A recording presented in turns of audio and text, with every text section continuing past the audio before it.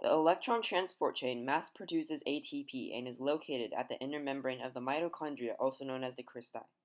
The more folds in the cristae, the more electron transport chains there are to create energy. The proteins involved are NADH dehydrogenase, cytochrome BC1, cytochrome oxidase, and ATP synthase. Transport molecules such as ubiquinone and cytochrome C are also present. First, 2 electrons are donated from NADH to the NADH dehydrogenase. NAD plus is formed and 2 protons are pumped out of the matrix. The 2 electrons are then passed to ubiquinone, which transports the electrons to cytochrome BC1. 2 more protons are pumped out through the cytochrome BC1.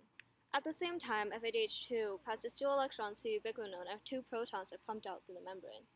Cytochrome C then transports the electrons to cytochrome oxidase one at a time. Once 4 electrons are present in cytochrome oxidase, they react with 8 protons and 1 oxygen molecule to form 2 molecules of water. 4 protons are pumped out into the intermembrane space. A hydrogen ion gradient is established due to the proteins continuously pumping protons to the intermembrane space. The protons return to the matrix through ATP synthase. For every 3 electrons that go through ATP synthase, ADP and a phosphate group undergo oxidative phosphorylation to form 1 molecule of ATP. Overall, the reactants of the electron transport chain are NADH, FADH2, oxygen, ADP, and a phosphate group. The products NAD+, FAD, water, and ATP are formed. Questions.